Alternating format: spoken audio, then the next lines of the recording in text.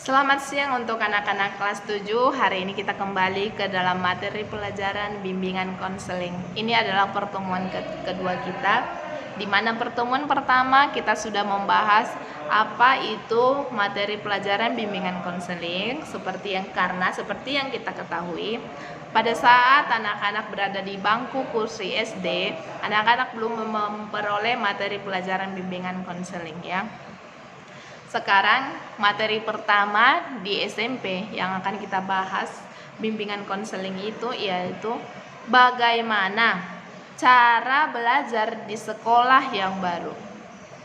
Apa sih tujuannya?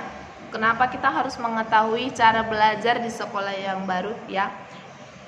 Tujuan kita belajar bagaimana cara belajar di sekolah yang baru adalah agar anak-anak dapat memahami faktor-faktor yang mempengaruhi hasil belajar dan menerapkannya.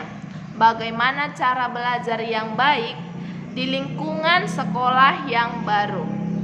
Ya, itu adalah tujuan mengapa kita harus mempelajari cara belajar di sekolah yang baru. Sekolah yang baru, pastinya siswa memiliki semangat belajar yang baru. Semua siswa pasti berkeinginan memperoleh prestasi ketika memasuki sekolah yang baru. Kalau perlu, dalam pikirannya, dalam tekadnya, dia menanamkan saya harus menjadi anak yang berprestasi. Bila penting dapat juara.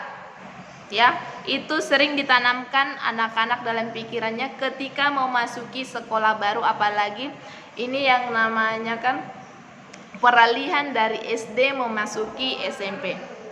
Namun bisakah menjadi siswa yang berprestasi di sekolah yang baru? Itu juga menjadi pertanyaan. Bisakah saya menjadi siswa yang berprestasi di sekolah yang akan saya jumpai nanti? Tentu bisa. Asalkan harus memahami cara belajar atau serta tekun dalam prosesnya. Selain itu, kita juga anak-anak juga harus menguasai yang namanya strategi atau cara belajar yang baik untuk mewujudkan keinginan tersebut.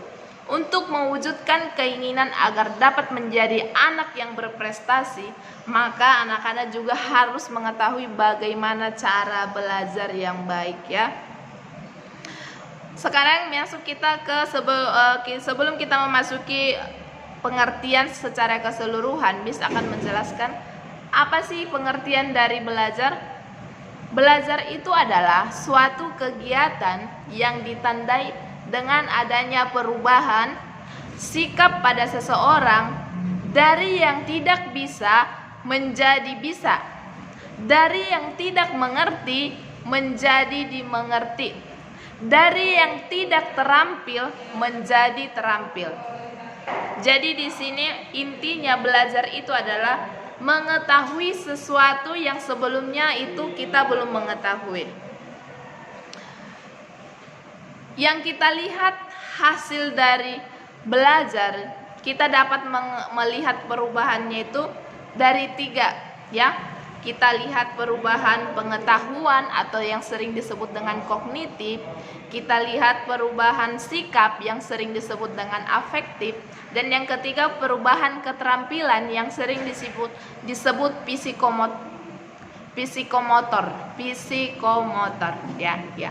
Yang namanya perubahan pengetahuan yaitu dimana dikatakan dari yang tidak tahu menjadi tahu, dan yang dari yang tidak bisa pastinya menjadi bisa ya. Itu dari kognitifnya. Kalau yang dari bagian afektifnya itu adalah perilaku yang negatif menjadi perilaku yang positif.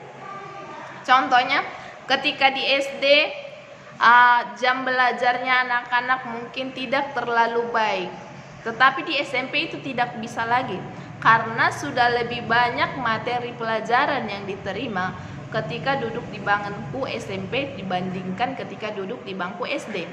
Yang terakhir itu adalah perubahan keterampilan atau psikomotorik, di mana dari anak-anak tidak mampu, tidak terampil menjadi anak yang terampil. Itu yang disebut dengan hasil dari belajar ya. Tetapi untuk memperoleh hasil itu, pastinya kita juga harus memiliki beberapa faktor yang harus diperhatikan sehingga belajar itu dapat berjalan secara efektif. Apalagi kita memasuki belajar yang baru, yang sebelumnya belum kita ketahui lingkungannya, kita belum terbiasa dengan lingkungannya. Kita belum terbiasa dengan jam-jam pelajaran yang sebelumnya di SD lebih singkat jamnya dibandingkan ketika kita memasuki SMP. Yaitu ada 7 ya. Ada 7 faktor-faktor yang harus kita perhatikan sehingga kita dapat memperoleh cara belajar yang efektif atau dapat kita memperoleh hasil ya, prestasi di sekolah yang baru. Yang pertama itu adanya niat belajar dari diri sendiri ya. Yang pertama itu dari diri sendiri. Sebab apapun yang dilakukan, saran semua baik itu dilengkapi semua fasilitas, tetapi jika dari diri sendiri tidak ada yang namanya niat, semuanya itu tidak akan dapat berjalan ya. Jadi yang pertama sekali, faktor yang paling penting itu adalah niat. Setelah itu, yang kedua itu adalah banyak membaca bahan-bahan pelajaran, baik itu buku yang diberikan dari sekolah berupa buku paket ataupun buku-buku pengetahuan umum yang dapat anak dapatkan dari mana saja. Apalagi dengan perkembangan zaman sekarang, dari media internet, googling, anak-anak pasti memiliki banyak pengetahuan ya. Jadi harus memperbanyak membaca agar pengetahuannya bertambah ya. Yang ketiga, memperbanyak latihan-latihan, terutama dalam menyelesaikan tugas pekerjaan sekolah ya. Jadi kita harus terbiasa dengan melakukan latihan-latihan sehingga kita dapat memperoleh prestasi yang lebih. Yang keempat itu adalah waktu belajar itu harus diatur sedemikian rupa. Jadi ketika kita akan memulai pelajaran kita, ketika kita akan memulai proses belajar kita, kita harus sudah membuat list waktu. Contohnya pada malam hari dari jam 7 sampai jam 8 belajar apa? Dari jam 8 sampai jam 9 belajar apa? Jam 9 sampai jam 10 ngapain? Mempersiapkan untuk mata pelajaran yang akan dipelajari pada hari esok. Seperti itu ya. Jadi harus ada list waktunya sehingga setiap progres rencana-rencana yang akan dipelajari dapat berjalan dengan baik tanpa keteter dengan yang namanya waktu. Yang kelima adalah membuat jadwal belajar, latihan serta melaksanakan penuh disiplin. Ketika sudah membuat list waktu atau jadwal waktu-waktu yang dibuat, itu bukan hanya ketempel di dinding, tetapi itu dilaksanakan agar yang namanya tujuan itu dapat tercapai. Yang keenam, berkonsentrasi di dalam belajar ya. Ketika kita melaksanakan di jadwal list kita, bukan berarti kita hanya membuka buku tetapi tidak kita pelajari. Tapi kita harus memiliki yang namanya konsentrasi agar waktu yang sudah kita tentukan itu tidak sia-sia ya, tetapi memiliki arti. Ya, yang terakhir itu ini yang biasanya yang paling harus sebenarnya diperhatikan, yaitu adalah tempat belajar yang perlu diatur sedemikian rupa ya. Yang artinya ketika kita akan belajar, kita harus melihat posisi belajar kita itu di mana yang paling baik, tempatnya itu di mana. Ya.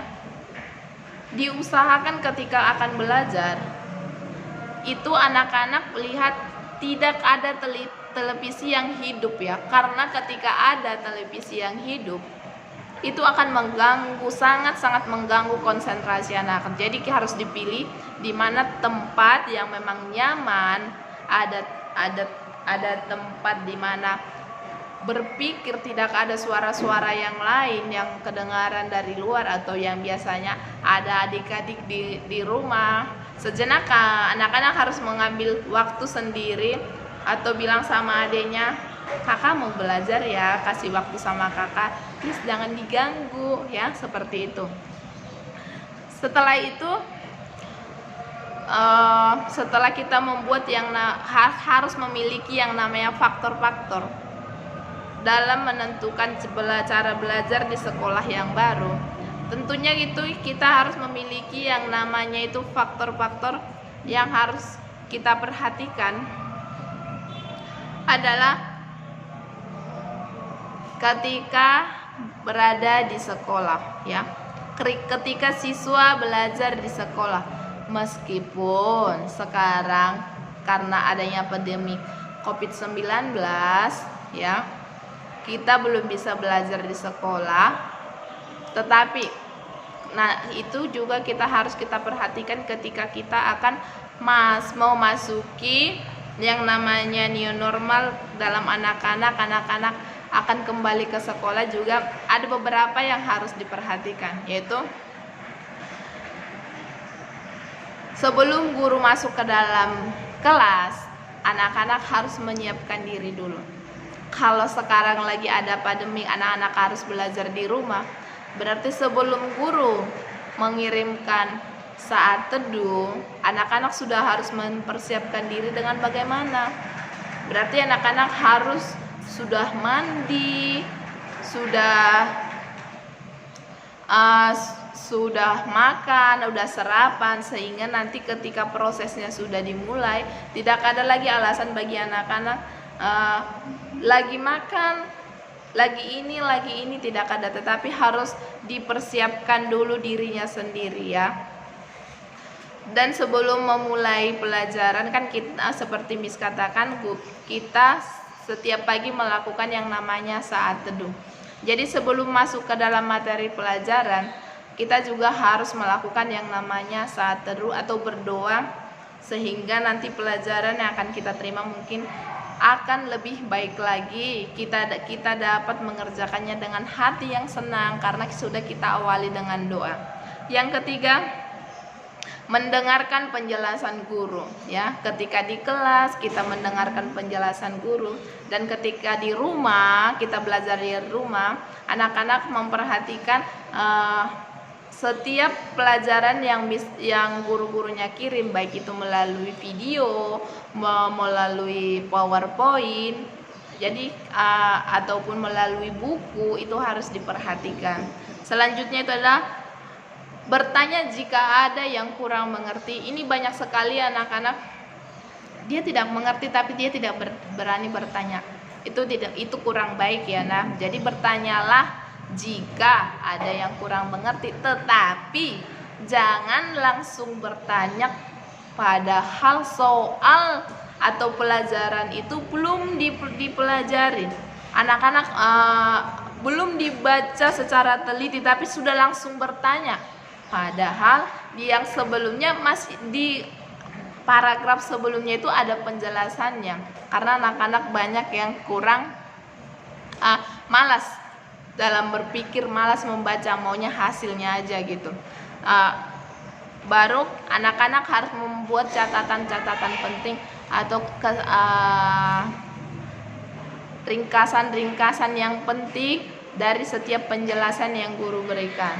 Lalu berdiskusi dengan teman-teman, karena sekarang pandemik, mungkin berdiskusi bisa ke gurunya ya. Jadi membicarakan materi yang kurang mengerti bisa langsung melalui gurunya, ataupun ketika kita yang melakukan yang namanya meeting Zoom ya. Oke, itu adalah sedikit penjelasan Miss tentang cara belajar di sekolah yang baru ya. Jadi itu harus anak-anak miliki, sehingga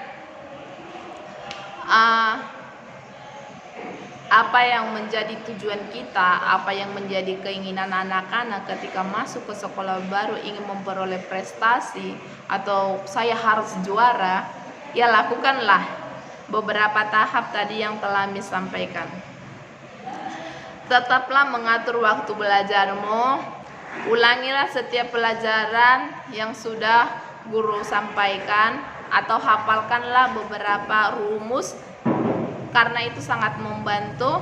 Lalu buatlah setiap ringkasan dari setiap mata pelajaran. Lalu ketika membaca materi, bacalah dengan baik sehingga dapat memahami setiap pelajaran yang disampaikan. Lalu yang paling terakhir, tetapi ini yang paling penting, yaitu biasakan diri untuk mengerjakan latihan-latihan atau PR serta tugas-tugas yang diberikan guru. Sebab itulah yang sangat membantu anak-anak untuk lebih mengerti setiap materi yang disampaikan oleh guru.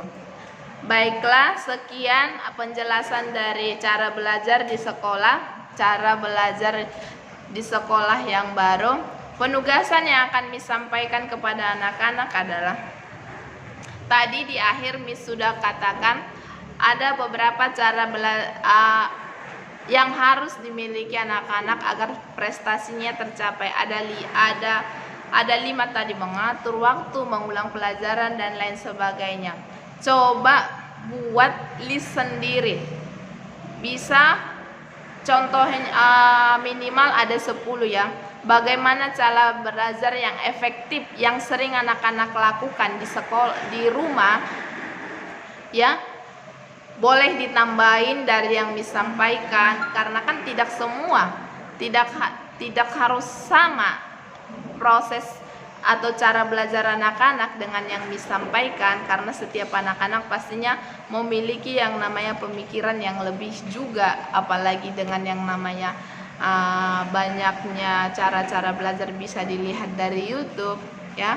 Jadi soalnya adalah tuliskan 10 cara belajar yang baik yang dilakukan anak-anak ketika belajar dari rumah ya. 10 cara belajar yang baik ketika belajar dari rumah agar prestasi belajarnya tercapai. Akhir kata Miss ucapkan selamat mengerjakan, Tuhan Yesus memberkati.